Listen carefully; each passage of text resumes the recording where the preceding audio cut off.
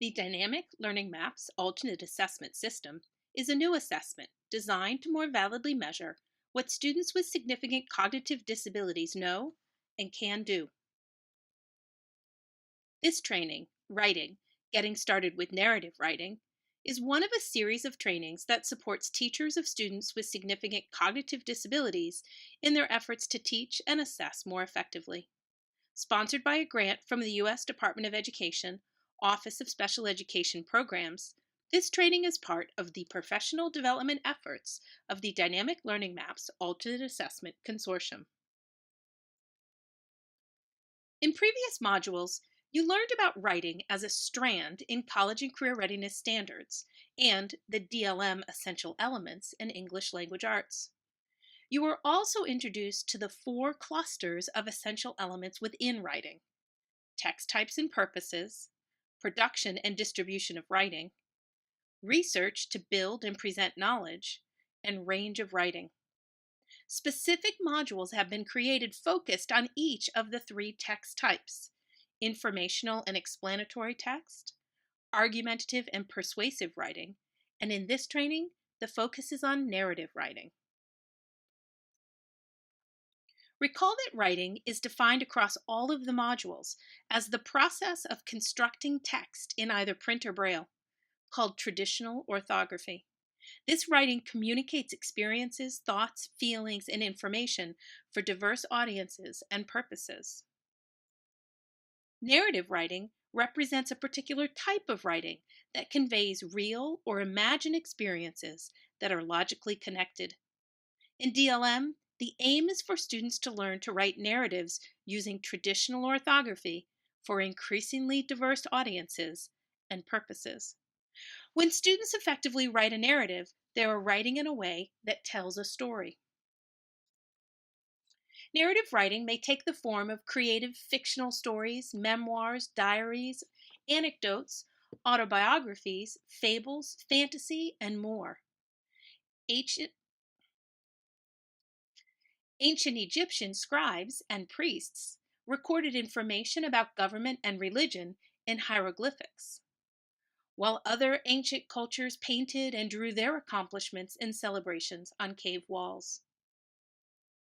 Ancient Phoenicians developed an alphabetic system to convey wishes and record experience. Throughout history, narratives such as Anne Frank's diary have recorded human experience. Today, we work to teach children with significant cognitive disabilities to write about characters and places and events like frogs that hop out of their hands so that they can contribute their own stories to recorded human history. The ability to compose narratives is particularly important for people with significant disabilities, whose stories in history have largely been lost because they were never written down. The few stories, histories, biographies, and other narratives that do focus on the experiences of individuals with significant disabilities are largely composed by non disabled writers based on observation, conversation, research, and even shared experience. While we can learn from observers and family members, the unique, lived experience of individuals with significant disabilities are powerful. There are a few narratives written by persons with significant disabilities that help us understand their lived experience. For example, Bowlby takes us inside the experience of locked in syndrome following a stroke in the narrative The Diving Bell and the Butterfly. Sienkowitz Mercer co authored her own narrative using an alternate pencil that involved eye pointing to letters on a letterboard.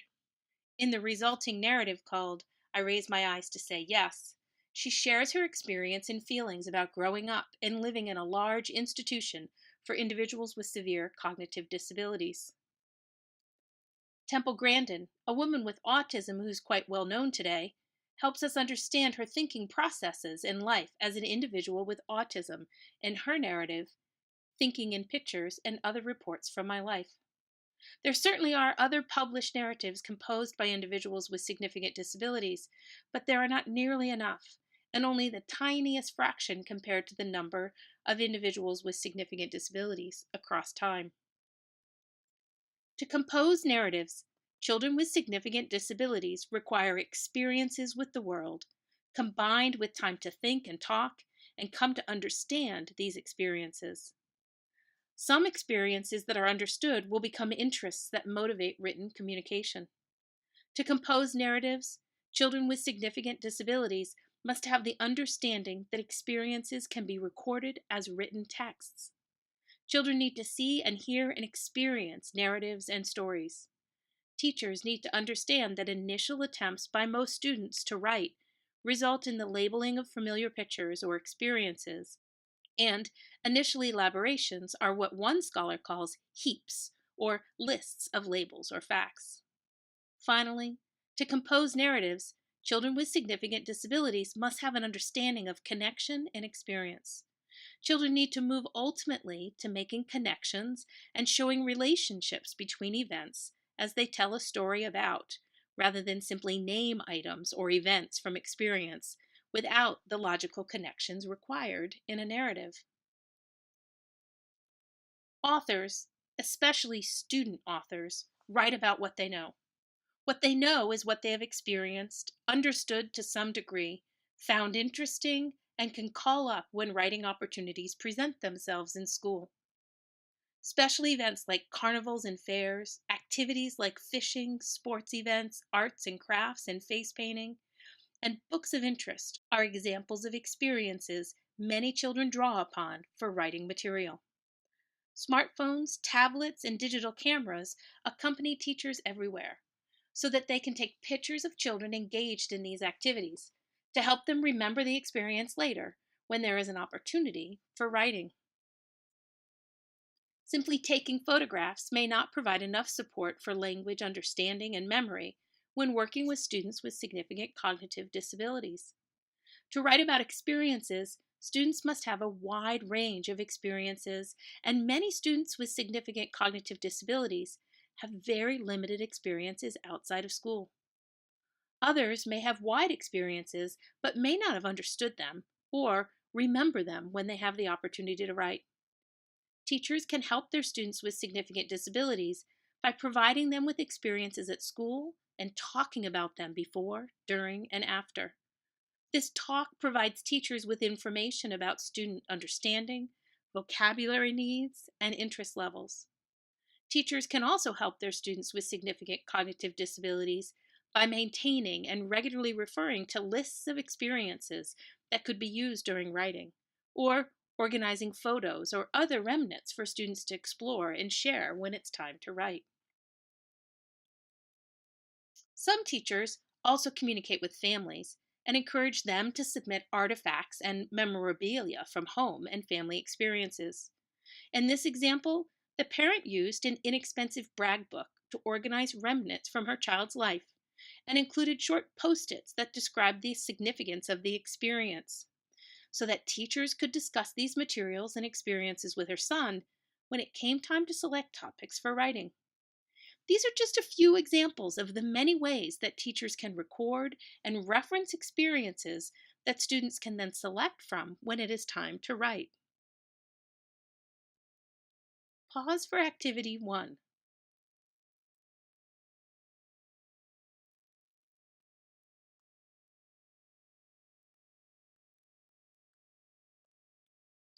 Many students with significant cognitive disabilities are still emerging in their understanding of writing. This means that they are still learning that print has meaning and that letters can be used to spell words.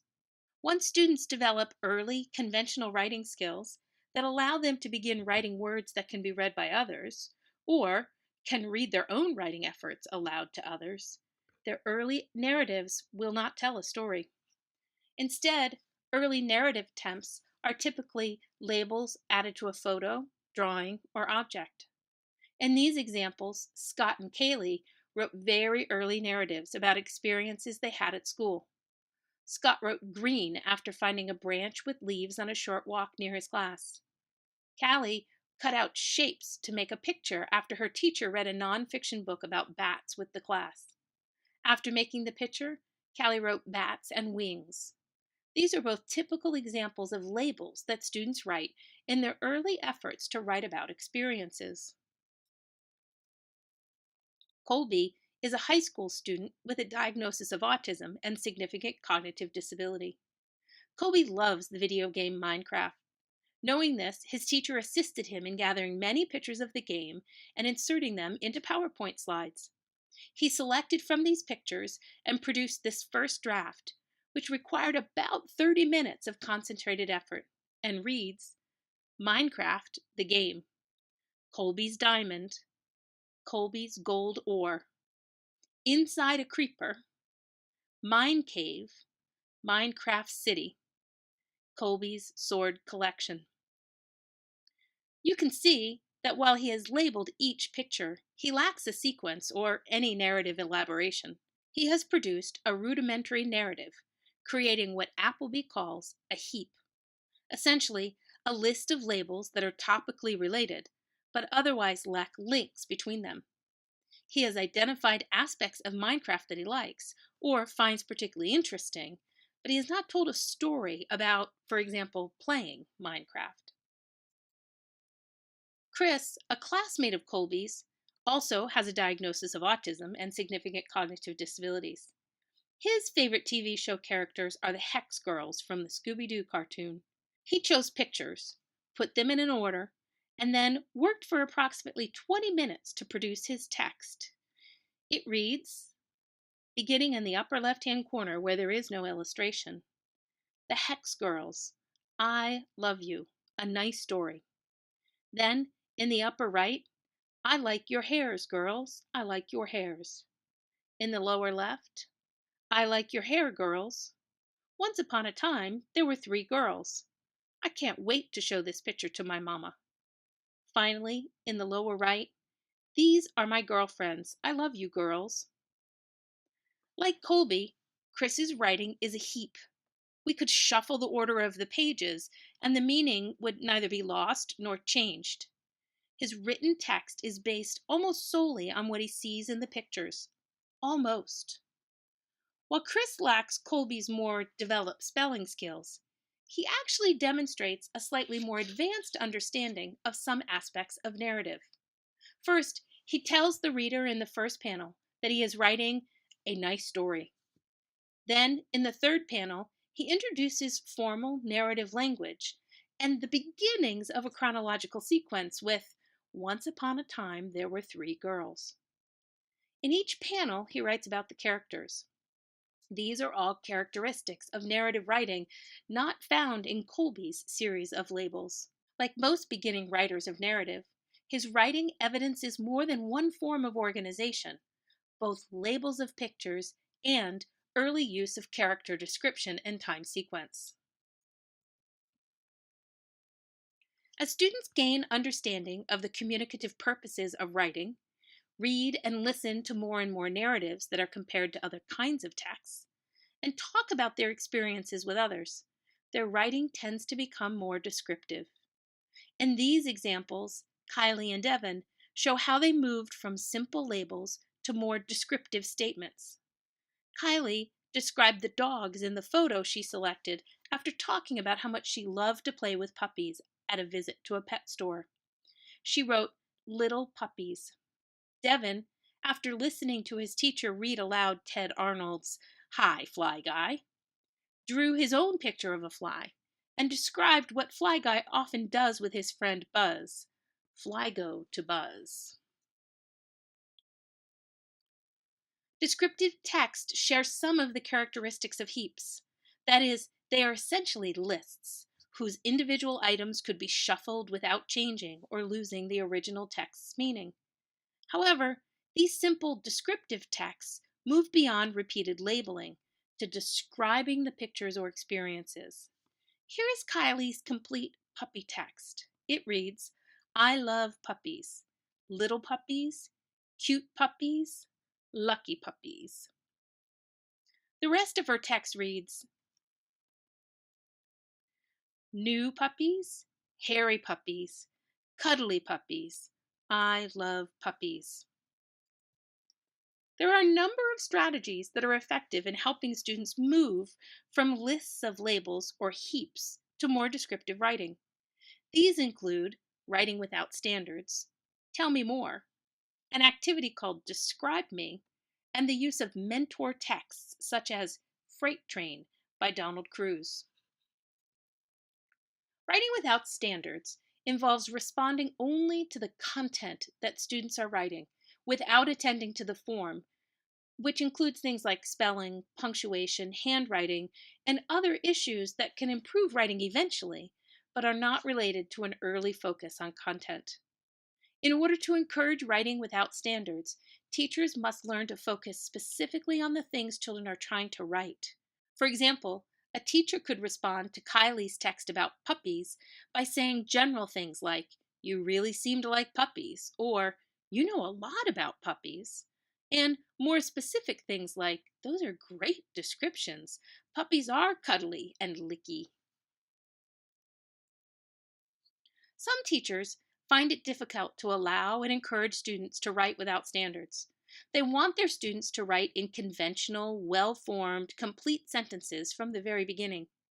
In order to ensure students write complete sentences before they really understand how writing works, teachers often use sentence frames. Unfortunately, the sentence frame improves the form without improving the message or allowing students to learn more about developing their own writing skills. In this example, a teacher provided the frame, "I went to," in order to get a teen to compose more conventional sentences. The resulting text demonstrates the student's struggles. It reads, "I went to horse and I went to horseback riding. I went to horses and I went to helmet. I went to table, I went to water, I went to chair. I went to farm, I went to sit." The student doesn't understand enough about written language to use this sentence frame successfully. Compare that to Scott and Blake's draft, in which they wrote without standards, used pictures to consider what they wanted to write, revised the text with the support of a teacher who just kept asking, "Read what you wrote. Does that sound right? Is that what you meant to write?" The text lacks the conventional spelling, but evidences greater sentence variety and idea elaboration. More importantly, composing the text without the structure imposed by a sentence frame helps Scott and Blake move toward a more complete understanding of written language and how writing can be used to share stories with others. Another strategy that is important in moving students away from simple labels to more descriptive writing is to simply ask them to tell me more. No matter what a student writes or how much the student has written, teachers can encourage development by asking, "Tell me more." More specifically, a teacher might respond to Kylie's text about puppies by asking, "What else can you write about puppies?" Teachers might also say things like, "I can't wait to see what else you add to your story," or "What a great writer you are. Tell us more." Each of these statements that encourage students to revise their text by adding more move students toward more descriptive and conventional writing. With the Describe Me activity, teachers project an interesting photo where the students can see it, and then, as a group, have the students generate as many descriptions of the picture as possible. Some teachers will have students generate descriptions of several pictures and then play a guessing game. Students show all of their pictures and read aloud one descriptor of one picture. The rest of the class tries to guess which picture is being described. The goal is to help the class identify the correct picture, which is few descriptive words as possible, not to stump them. This Describe Me activity offers concrete practice in telling more and adding more descriptive information to the labels that typically dominate early writing. This strategy also supports more advanced writers and adding more detail to their narratives.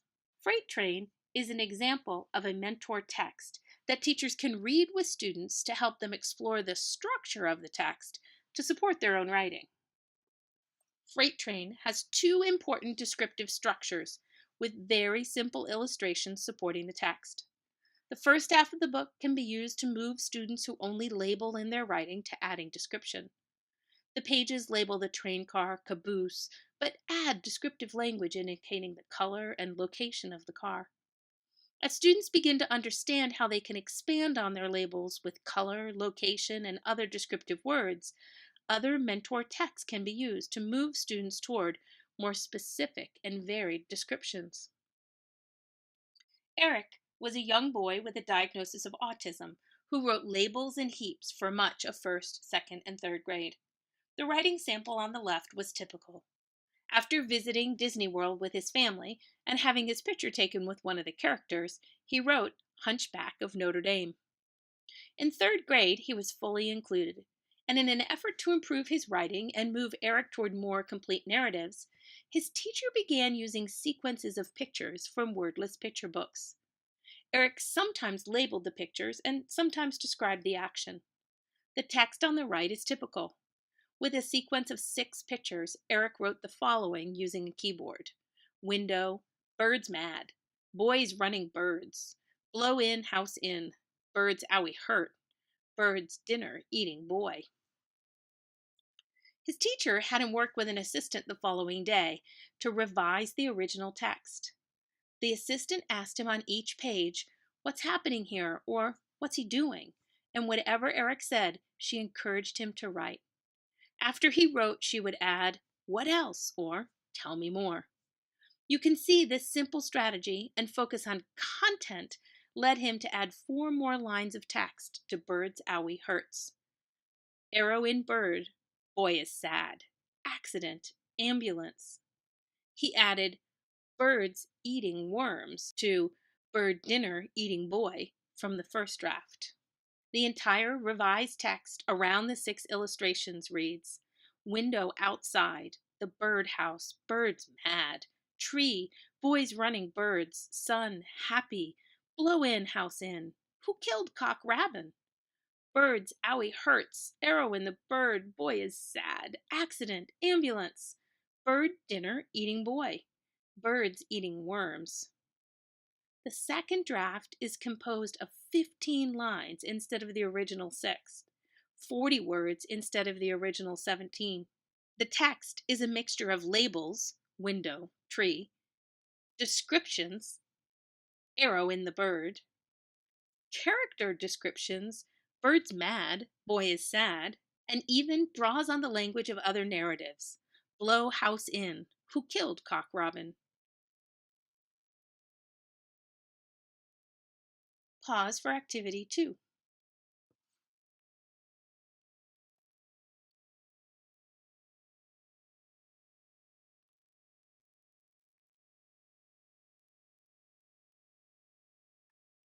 Eric's teacher also used mentor texts of narratives to help him begin to move his labels and descriptions closer and closer toward a narrative structure.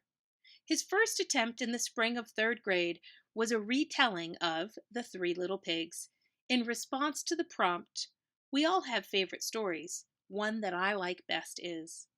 You can see that Eric's draft lacks a narrative explanation of the logical connection between events, but he's able to sequence the events. He is moving toward narrative and increasing the elaboration in his own writing. In summary, the strategies and experience we've discussed in this module include helping students experience the world and write about those experiences, expecting students' early attempts just to be labels of pictures and lists of labels or heaps, writing without standards so that students focus on what they want to say with a minimum of distraction or confusion with conventions of grammar and spelling that make it too difficult for students with significant disabilities to focus on what they want to communicate. Encouraging students to write more after they finish a first draft. Revising first drafts periodically to expand and clarify the ideas presented. Using exercises like Describe Me to move students from labeling to describing. And using mentor texts of various kinds to help students write connected text across pictures, pages, and topics that ultimately tell a story. Cole, a teen with significant disabilities, experienced many of these strategies as his teacher helped him learn to write narratives. In this example, he used drawing and his familiarity with superhero comics to write his own narrative comic, Super Cole #1. It reads Super Cole, Super Saxony, Justin. These character names come from his own name and those as classmates at his school. His comic continues. Professor Mike, Justin is mad. Cole is training. Cole made Saxony mad. She hit Cole. Justin goes to Mike. Justin hit Mike. He drinks the chemical X. He does bad things. He attacks. By the way, that picture shows lasers shooting from his eyes. People call for help. Super Cole saves them. Super Cole fights Justin. They fight over a lake. Super Cole leaves. Justin is in water. Justin is out of water. Super Cole flies away. The end. Cole not only writes a complete narrative, he understands the genre and the pleasure of a sequel. And he is grateful to his teachers who taught and supported him in ultimately learning how to compose a narrative. He writes, "I love that I wrote my first comic book." Cole. Narrative writing is a critical form of writing for students with significant cognitive disabilities to learn. There are many different kinds of writing and writing activities that teachers can engage students in to move them toward writing narratives. These include using pictures to prompt thinking, writing without standards, adding more, descriptive writing exercises, and the use of mentor texts. As teachers begin to engage students in narrative writing, they should seek out real and engaging activities for students that motivate them to share their experiences with diverse audiences. Incorporate classroom instruction aimed at getting students to write in increasingly sophisticated ways, and introduce mentor texts that demonstrate some of the ways that narratives can be structured. This module focuses within the text types and purposes cluster on the knowledge and skills related to one of the 3 types of writing identified: narrative. It focuses on issues specific to helping students with significant cognitive disabilities get started with narrative writing. You are encouraged to review the other writing modules, which talk in more depth about best practices in each of the writing clusters, as well as issues and strategies relevant to the other text types. The other writing modules also include specific information on emergent writers and students who can't use a pencil to write and need an alternate pencil to support them. Thank you for your participation. For more information about the Dynamic Learning Maps Alternate Assessment, please go to dynamiclearningmaps.org.